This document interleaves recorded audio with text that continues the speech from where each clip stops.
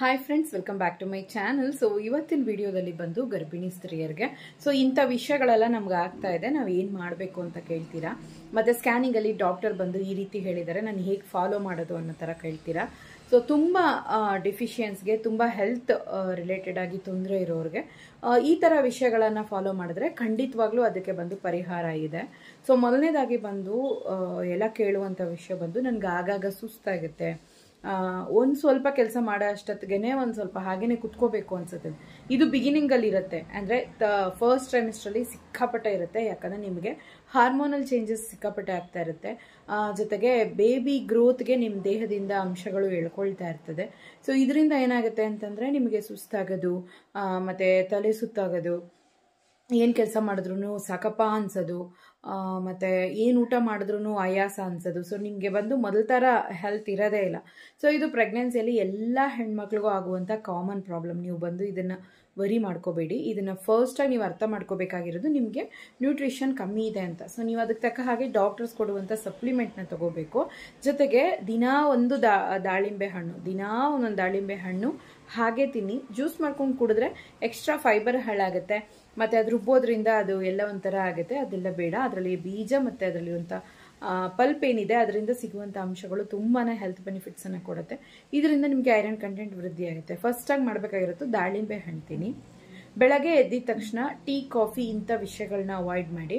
Mother's Horlicks ತಗೊಳ್ಬೋದಾ ಅಂತ ಕೇಳ್ತೀರಾ. ಖಂಡಿತವಾಗ್ಲೂ ಮದರ್ಸ್ ಹಾರ್ಲಿಕ್ಸನ್ನು ಬಂದು ನೀವು ಕನ್ಸ್ಯೂಮ್ ಮಾಡ್ಬೋದು. ಆದರೆ ಮದರ್ ಹಾರ್ಲಿಕ್ಸ್ ನಿಮ್ಗೆ ಇಷ್ಟ ಆಗಲಿಲ್ಲ, ನಾನು ಅದ್ರ ಬದಲಾಗಿ ಹೇಳಿ ಅಂತಂದರೆ, ಡೈಲಿ ನೈಟ್ ಬಂದು ಒಂದು 4 ಬಾದಾಮಿ, 4 ಗೋಡಂಬಿ, 2 ಡೇಟು, 1 ಸ್ಪೂನಷ್ಟು ರೈಸಿನ್ಸ್ ಬರುತ್ತಲ್ವಾ, ಗೋಲ್ಡನ್ ಕಲರಲ್ಲಿ ಇರುವಂಥದ್ದು, ಒಣ ದ್ರಾಕ್ಷಿ, ಇಲ್ಲಾಂದರೆ ಕಪ್ಪು ದ್ರಾಕ್ಷಿ ಕೂಡ ಹಾಕೋಬೋದು. ಮತ್ತು 1 ಸ್ಪೂನಷ್ಟು ಪಂಕಿನ್ ಸೀಡು, 1 ಸ್ಪೂನಷ್ಟು ಸೂರ್ಯಕಾಂತಿ ಬೀಜ. ಸೊ ಇಷ್ಟನ್ನು ಹಾಕಿ 2 ವಾಲ್ನಟ್ಟು ಇದನ್ನು ಹಾಕಿ ನೈಟು ವಾಶ್ ಮಾಡಿ ನೆನೆಸ್ಬಿಟ್ಬಿಡಿ. ಡೇಟಲ್ಲಿರುವಂಥ ಬೀಜವನ್ನು ರಿಮೂವ್ ಮಾಡಿ. ಕೆಲವೊಂದು ಸೀಡ್ಲೆಸ್ಸು ಬರುತ್ತೆ, ನೋಡ್ಕೊಳ್ಳಿ.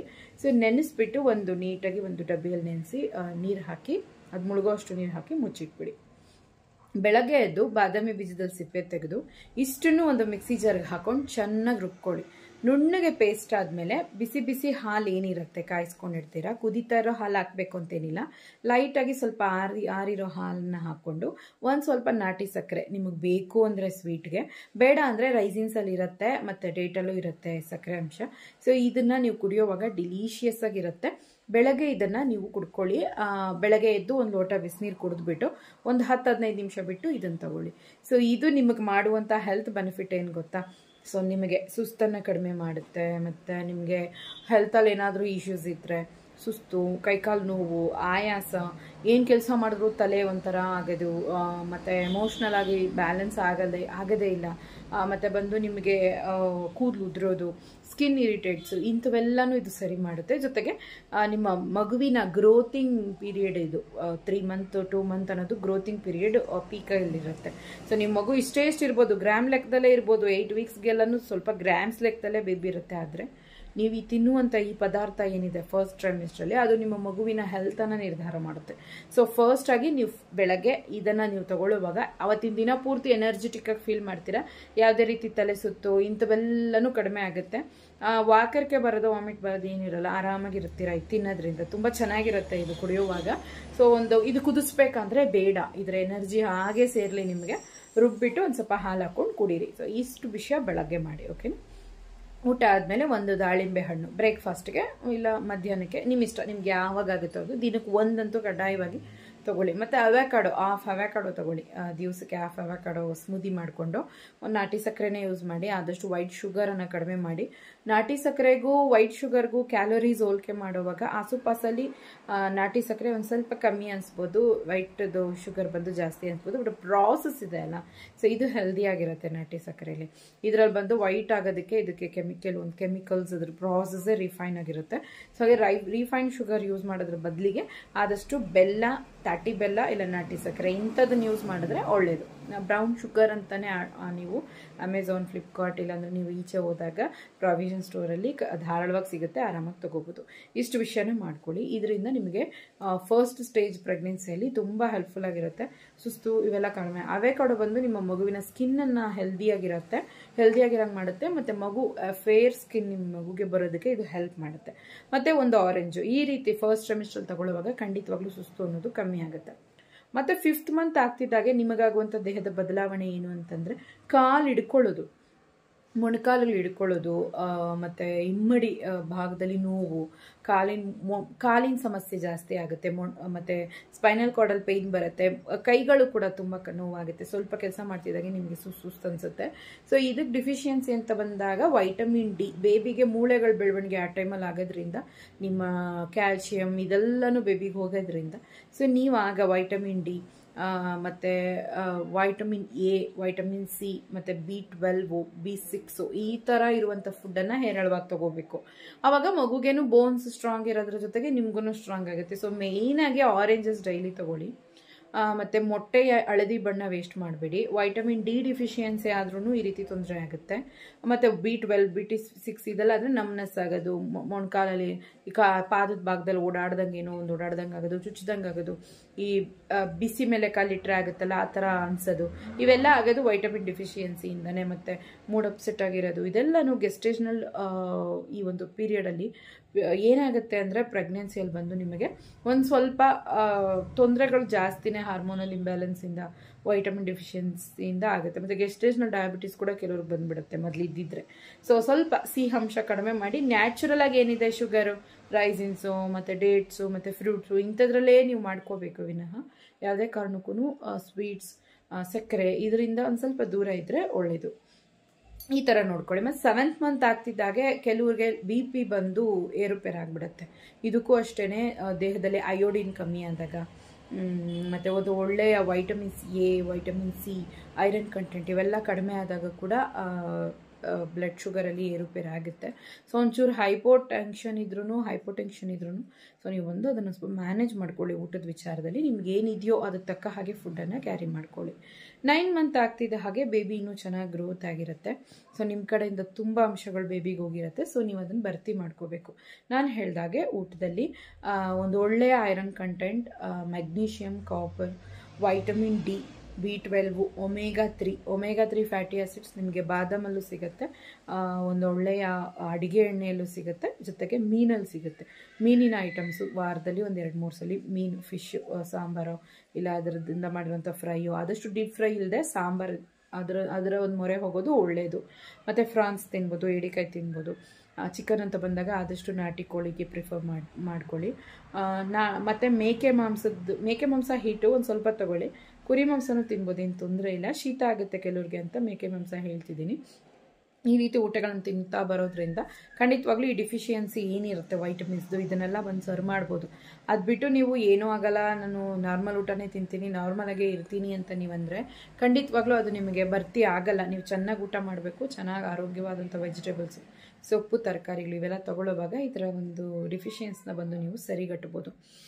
ಮತ್ತು ಬಂದು ಆಮ್ನಿಯೋಟಿಕ್ ಫ್ಲೂಯಿಡ್ ಕಮ್ಮಿ ಇದೆ ಅಂತ ಕೂಡ ಕೇಳ್ತೀರಾ. ಸ್ಕ್ಯಾನಿಂಗಲ್ಲಿ ಕಡಿಮೆ ಇದೆ ಅಂತ ಹೇಳಿದರೆ ನಾನು ಹೇಗೆ ಜಾಸ್ತಿ ಮಾಡ್ಕೊಳ್ಳೋದು ಅಂತ.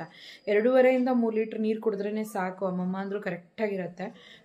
ಕೆಲವ್ರಿಗೆ ಡಿಹೈಡ್ರೇಟ್ ಆಗ್ತಾನೇ ಇರುತ್ತೆ, ವಾಮಿಟಿಂಗು ಇಲ್ಲ ಹೆಲ್ತ್ ಇಶ್ಯೂಸ್ ಆಗಿ ಜಾಸ್ತಿ ಯೂರಿನೇಟ್ ಆಗೋದು, ಇಂಥವೆಲ್ಲ ಆಗ್ತಾ ಏನಾಗುತ್ತೆ ಅಂತಂದರೆ ಆಮ್ನಿಯೋಟಿಕ್ ಫ್ಲೂಯಿಡ್ನ ಲೆವೆಲ್ ಕಡಿಮೆ ಆಗುತ್ತೆ.